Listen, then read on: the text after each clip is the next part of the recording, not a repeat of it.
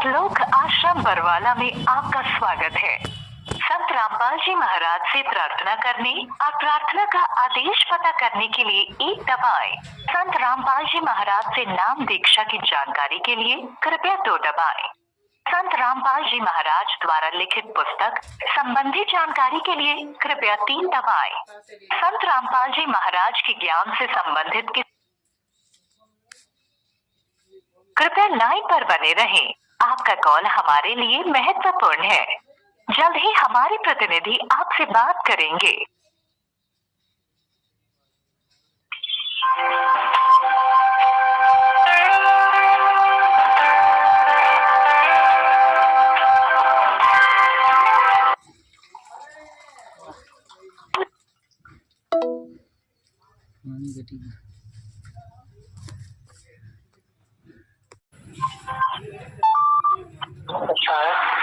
नमस्ते। हाँ जी नमस्ते जी। हमारा एक प्रश्न था कि जो हमने सत्संग देखा था रामपाल जी महाराज का, लगभग 6 महीने से देख रहे हैं, तो वो बताते कि जो ब्रह्मा विष्णु महेश है वो गुण है, रजगुण सद्गुण तम गुण। तो जो इनकी उत्पत्ति दुर्गा और काल के द्वारा होती है, तो लेकिन जो गुण है उनकी उत्पत्ति मतलब वो खुद ब्रह्मा विष्णु महेश ही है, तो उनकी उत्पत्ति काल द्वारा कैसे हुई? क्योंकि काल को तो कबीर जी ने गुण दिए, तो इससे सिद्ध होता है कि दुर्गा और काल द्वारा ब्रह्मा विष्णु महेश की उत्पत्ति नहीं हुई। क्या काल द्वारा क्यों? मतलब देखो, जैसे मैं आपको एक उदाहरण लेकर बता रहा हूँ। जैसे कोई एक बच्चा जन्म लेता है, ठीक है, वो क्या करता है आगे क्या नहीं करता है उसके स्टडी के ऊपर डिपेंड करता है। वो क्या पढ़ाई करता है, मान लो अगर साइंस का पढ़ाई करता है साइंटिस्ट बनता है, तो मैथ का पढ़ाई करता है फाउंडर बनता है। इसी प्रकार जैसे गुण सिखाया गया है वैसे गुण उसके अंदर उत्पन्न होते हैं। जी जी, ये गुण काल द्वारा सिखाए गए। नहीं, आप तो बोलते हो कि वो गुण ही ब्रह्मा विष्णु महेश है, खुद गुण ब्रह्मा विष्णु महेश है। तो गुण नहीं है ना, तो काल द्वारा बने गए गुण है वो। अब उत्पत्ति किससे हुई उनकी? वो तो आप बोलते हो कि दुर्गा और काल द्वारा उनकी उत्पत्ति हुई, लेकिन कबीर जी ने तो खुद गुण दिए, तो काल ने कैसे उत्पन्न किए गुण को जो ब्रह्मा विष्णु महेश है? ब्रह्मा विष्णु महेश, आपने क्या पूछना चाहते ये नहीं समझ में आया। मेरे कहने का मतलब ये है कि जैसे आप गीता से दिखाते हो कि इन 3 गुण की भक्ति नहीं करनी, मतलब ब्रह्मा विष्णु महेश की। आपका एक नंबर बताओ, नंबर लिखिए। हाँ बोलिए। 98121 98121 3850 7।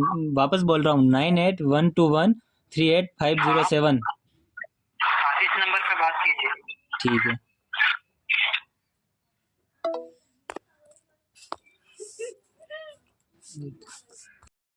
क्वेश्चन चिन्ह उठाने की बात आई, जो आपकी बुद्धि में पल्ले नहीं पड़ रही उसका आपने क्वेश्चन उठा दिया। मेरी बात सुनिए। मतलब वही है ना कि जो मेरी समझ में नहीं आ रहा है उसको मैं क्वेश्चन चिन्ह कर दूं कि ये कैसे है। अरे भाई और भी बातें बताइए, उसमें से आपने क्या समझा ये बताओ ना हमें आप। हाँ तो मेरी बात सुनिए एक बार, ठीक है? अगर किसी को कुछ समझ में आ जाएगा तो वो वाला पूछेगा, या जो समझ में नहीं आया वो वाला पूछेगा किसी से? हाँ तो वही तो पूछ रहा हूँ, आपने और क्या समझा है जो मैं आपकी बात समझ लूं कि आप संत रामपाल जी महाराज के ज्ञान को समझते हो। आप क्या पूछना चाहते हो वो पूछो। आपने जो समझाया वो बता दो ना, जो भी समझाया वो बता दो। मुझे तो एक भी चीज इनकी समझ में नहीं आई, एक भी चीज का प्रमाण नहीं मिला। जब एक ही चीज समझ में नहीं आई है तो ये क्वेश्चन कहाँ से समझ में आ जाएगा? आपने गोरी नहीं की किस चीज पर इतने प्रमाण दिखाने लगे संत रामपाल जी महाराज जी, हर गीता से वेद से सभी चीजों से प्रमाण दिखा रहे, वो तो आपने चेक किया नहीं होगा वेद और गीता खरीद करके। मेरी बात सुनिए, मैंने वो वाला चेक किया। जैसे आप कि कोई सा भी श्लोक बताते हो तो उससे पहले वाला पढ़ेंगे तो समझ में आ जाएगा कि झूठ बोल रहे हैं या सत्य बोल रहे हैं। क्या पहले वाला क्या पढ़ोगे आप बताओ? जैसे आप बोलते हो गीता अध्याय 18 श्लोक 62 में जो काल होता है वो बोलता है कि उस परमेश्वर की शरण में जा, ठीक है? जिसकी कृपा से परम शांति को प्राप्त होगा, तो उसका प्रयोग कर, उस शब्द का प्रयोग हम कब करते हैं? जब पहले कोई बात चल रही हो।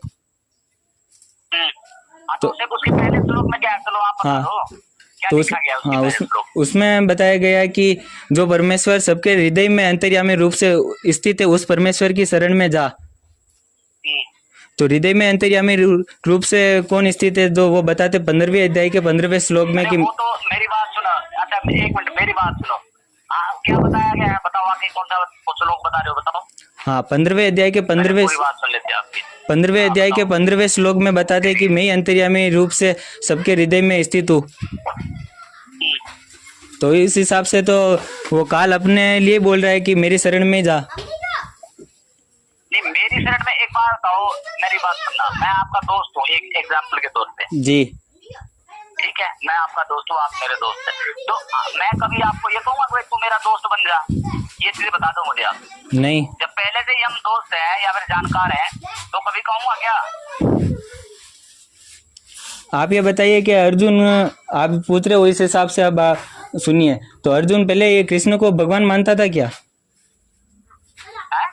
अर्जुन कृष्ण को पहले भगवान मानते थे क्या? अरे तो एक चीज बताओ ना, जब मेरी बात सुनना, जब जो श्री कृष्ण जी थे उन्होंने अपना विराट रूप कितनी बार दिखाया पूरे गीता जी के ज्ञान देते समय? जब ये 11वें अध्याय में बताते कितनी बार? नहीं कितनी बार दिखाया ये बताओ? 1 बार, 2 बार, 3 बार, 4 बार? ये एक तो वो 4 भुजा वाला विराट रूप होता है, वो तो ये माप, कितनी बार दिखाया वो बता दो। देखो विराट रूप 2 बार दिखाया हुआ है।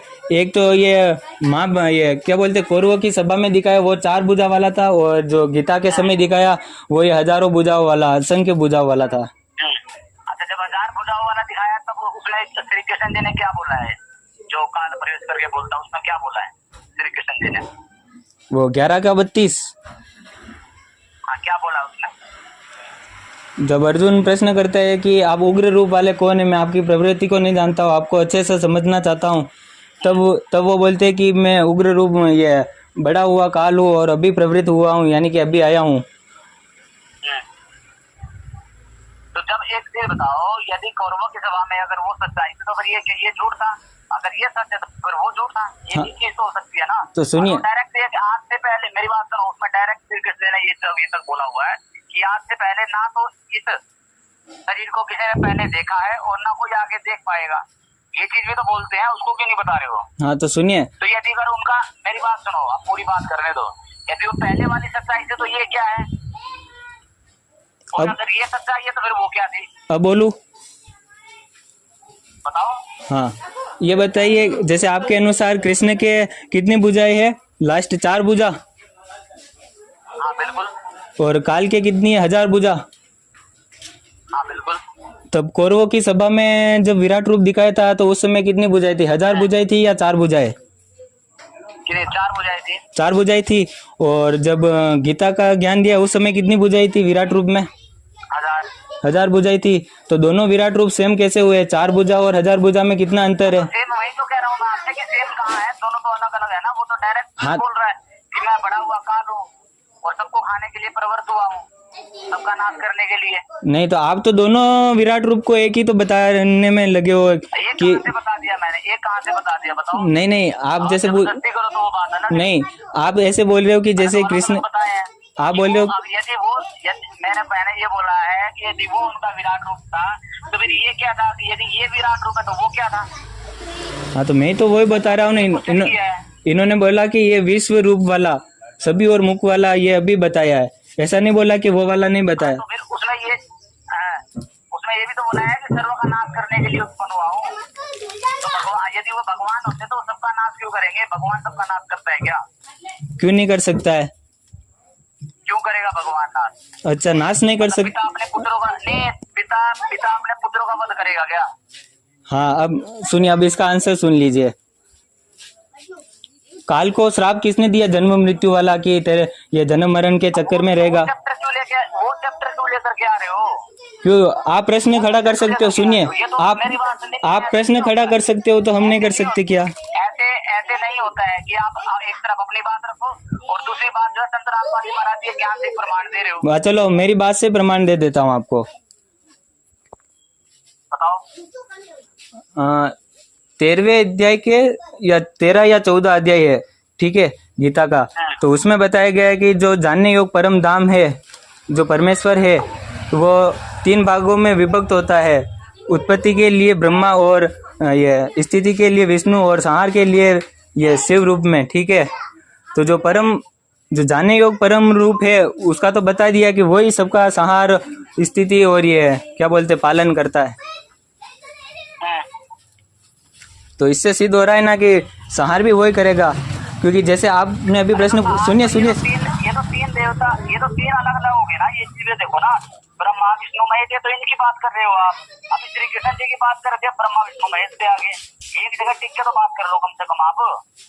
तो आप विष्णु जी को और कृष्ण को अलग मानते हो? किसको? विष्णु जी को और कृष्ण को। अरे भगत जी मेरी बात सुनो, जो गीता जी के अंदर बोल रहा है वो स्वयं काल है। ये श्री कृष्ण जी ने स्वयं स्वीकार किया कि मैं बड़ा हुआ काल हूँ, आपने खुद बताया है, खुद बोला है ना। तो उसको श्री कृष्ण जी मत बोलो, काल बोलो, जब वहाँ पर स्वयं काल बोल रहा है तो काल कोई कृष्ण, सुनिए, काल कोई कृष्ण से अलग है क्या? हाँ बिल्कुल अलग है। तो सुनिए, भागवत पुराण का 11वां स्कंद, सुनिए ना। कृष्ण जी के अंदर काल में प्रवेश करके बोला है ना। हाँ। तो उससे पहले कभी श्री कृष्ण जी ना तो अपने को काल कहा और ना कभी बाद में कहा। हाँ, तो वही तो बता रहा हूँ। आप बोल रहे हो ना कभी नहीं बोला, बाद में या पहले। तो भागवत पुराण 11वां स्कंद 16वां अध्याय, तो उसमें कृष्ण ने बोला है कि मैं काल हूँ, और 10वें अध्याय के 33वें श्लोक में भी बोला है कि मैं काल हूँ। 10वें अध्याय के 33वें श्लोक में भी बोला है कि मैं काल हूँ। एक मिनट।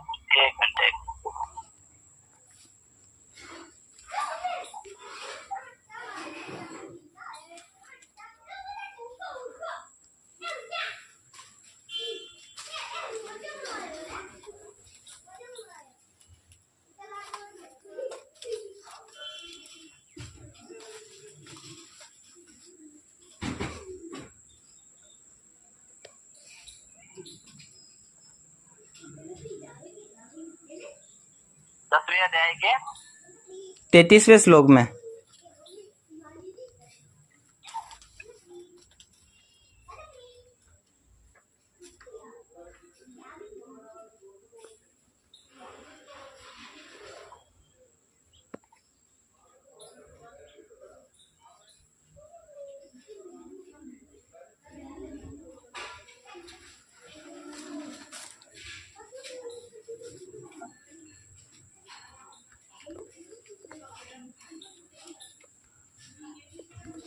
नौवें अध्याय की कौन सा बताया? 9वां नहीं, 10वां अध्याय का 33वां श्लोक।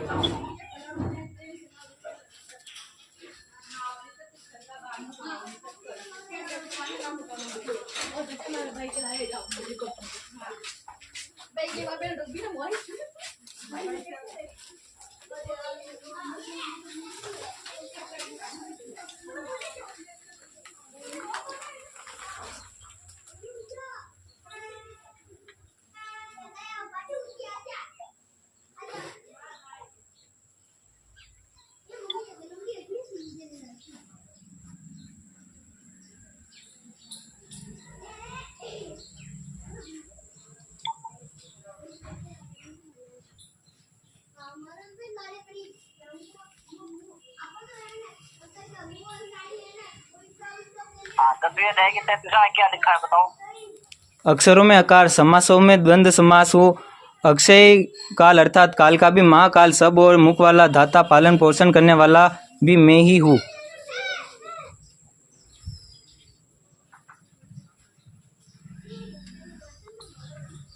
हाँ तो इसमें भी तो स्पष्ट वही हो रहा है कि वो भी काल है। सुनिए, अब जैसे आपके अनुसार गीता काल ने बोली, तो भागवत पुराण है, उसमें उद्धव जी को उपदेश देते समय भी बोला 11वें स्कंद के 16वें अध्याय में कि मैं काल हूँ। अरे तो उसमें भी तो स्पष्ट यही हुआ कि मैं काल हूँ, इसके अलावा और कुछ क्या स्पष्ट हुआ है? आप बोल रहे हो कि इसके बाद में कृष्ण ने इससे पहले और बाद में कभी नहीं बोला कि मैं काल हूँ। तो भागवत पुराण तो सुनिए लास्ट में। एक मिनट भगत जी, एक मिनट। क्लियर तो यही चीज हो रही है ना सारी, इसके अलावा और कुछ क्लियर हो रहा है? तो आपने बोला कि कभी नहीं बोला, तो मैंने उसका जवाब दिया कि बोला है। तो क्लियर तो एक ही बात हो रही है ना। हाँ और और तो एक ही जगह किया है ना, जो पढ़ा हुआ कानून है, यानी कि जब प्रवेश करके बोला गया है। चलो सुनिए, हाँ इसमें और स्पष्ट कर देता हूँ। तो जैसे उसने बोला कि मैं अभी आया हूँ, ठीक है, तो इससे एक ही चीज हो रही है। सुनिए ना, अब मेरा प्रश्न सुनिए। इसमें भी मुझे मालूम था, लेकिन उसने बोला कि मैं अभी आया हूँ, तो इससे मेरी बात सुनो, एक मिनट मेरी बात सुनो। तो देखो जी, संत रामपाल जी महाराज जी ने सभी चीजों का प्रमाण सहित जवाब दिया है। यदि आपकी बुद्धि वहां तक नहीं पहुंच रही है तो उसमें हमारी गलती नहीं है, क्योंकि जब आप संत रामपाल जी महाराज जी स्वयं सतगुरु है, परमात्मा है, वो उनकी बात नहीं समझ तो हम नीचों की बात क्या समझोगे आप? वो तो आपने नंबर दिए। मेरी बात सुनिए, अगर कोई तो नंबर कोई किस लिए दिया है? नंबर इतनी बड़ी संख्या समाधान के लिए नहीं दिया है कि आप 24 घंटे फोन मिलाते रहोगे। सुबह से जो आप फोन मिलाए जा रहे हो। अभी लगाया है, सुबह लगा। कितने भक्तों ने बात नहीं किया? सभी सुबह से लगा रहे हो आप। तो मैं जब तक जवाब नहीं मिलेगा तो फोन करेंगे ही ना, क्योंकि मेरी बात सुनिए, आपने बताया है, मेरी बात सुनो, जब संतरा भगत जी फोन नंबर छोटी मोटी शंकाओं के लिए दिया जाता है, ज्यादा शंका हो रही है तो आपको संत रामपाल जी महाराज के ज्ञान वही सुनना पड़ेगा। मैंने सुना, मैं आपके ये उदयपुर में नामदान केंद्र है वहाँ पे भी गया, सतलोक आश्रम सोजत वहाँ पे भी गया, तो वहाँ पे नहीं बताया, इस कारण से मैंने आपको कॉल किया है। क्या नहीं बताया? ऐसा नहीं है, हर जगह सारी चीज बताई जाती है। यदि आपकी बुद्धि वहां तक नहीं पहुंची है तो उसमें आपकी गलती है। गलती क्या? अब आप नहीं बता पा रहे हो तो आप बोल रहे हो कि बुद्धि की गलती है। एग्जाम्पल देता हूँ ना आपको। तो मैंने आपने बोला, सुन एक मिनट सुनो मेरी बात। अब स्कूल होता है, स्कूल में बच्चे हजारों पढ़ते हैं, ठीक है, लेकिन पास ऐसा नहीं है कि टोटल सारे के सारे होते हैं। जो पढ़ाई में कमजोर होते हैं, जिनकी बुद्धि वहां तक नहीं पहुंचती ना, वो पास भी नहीं होते हैं। तो इसमें किसकी गलती है? उस बच्चे की गलती है, स्कूल वालों की गलती है? अगर टीचर मेहनत करेगा तो वो वैसे ही पास हो जाएगा बच्चा। अगर टीचर कितनी मेहनत कर ले, बच्चे के अंदर पढ़ने की इच्छा नहीं होगी, समझने की हिम्मत नहीं होगी, उतनी उसकी बुद्धि उस चीज को नहीं पकड़ेगी, तो पास कहाँ से होगा वो?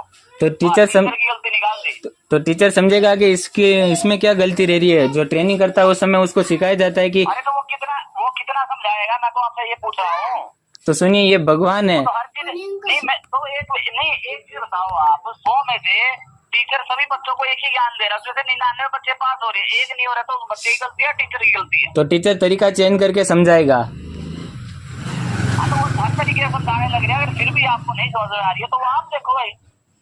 तो आपने तो बताया हुआ है कि पूरी पृथ्वी इनके शरण में आएगी, तो समझाने का कार्य आपका है ना। बिल्कुल आएगी, हर चीज का समय होता है, ठीक है जी। और भगवान ने सब कुछ करके रखा हुआ है, जिस चीज का समय जैसे जैसे आता जा रहा है ना, वो अपने आप ही ऑटोमेटिक उसको बुद्धि पकड़ती जा रही है और वो शरण में आता जा रहा है। जो समझदार होते हैं, जिनके अंदर भगवान की इच्छा होती है, वो ऑटोमेटिक ज्ञान को समझ करके आ रहे हैं। और जिनको आप जैसे कि सिर्फ सवाल खड़े करने होते हैं, अपनी अटकलबाजियां लगानी होती है, वो इसी तरह से करते हैं। अच्छा, सवाल करना गलत है क्या? मेरी बात सुनिए, सवाल करना गलत है क्या? सवाल करो, हर चीज का जवाब मिल रहा है आपको, फिर भी आप इस प्रकार से कह रहे हो। क्योंकि अब मैं आपने पहले बोला कि कहीं नहीं बोला, मैंने बता दिया, तब आप बोल रहे हो कि आपकी बुद्धि में ये समझ नहीं पा रहे हो। नहीं समझ पा रहे हो आप। आपने पहले नहीं पढ़ा इसलिए, बाकी आप पहले बोल देते कि हाँ ऐसा बोला है। हमने हर चीज पढ़ी हुई है, हर चीज पढ़ी है, हर चीज मिलान किया हुआ है। आपने 1-2 लाइन ही मिलान की है। मैंने बोल दिया भागवत पुराण में, सुनिए ना, मैंने बोल दिया आपको भागवत पुराण में बोला है। भागवत पुराण फोन कर रहे हो, यदि आपको भगवान की इच्छा होती तो ऐसा नहीं करते, समय देते और अपना टीवी का सत्संग सुनते, ठीक है जी। और आप टीवी पे ही सत्संग सुनो, क्योंकि जब सतगुरु की बात आपको पढ़नी नहीं पड़ेगी तो हमारी क्या बात पड़ेगी आपकी, ठीक है जी। सबका तो कॉल लगाना ही नहीं है। ये देखा किस प्रकार से समझा नहीं पाते तो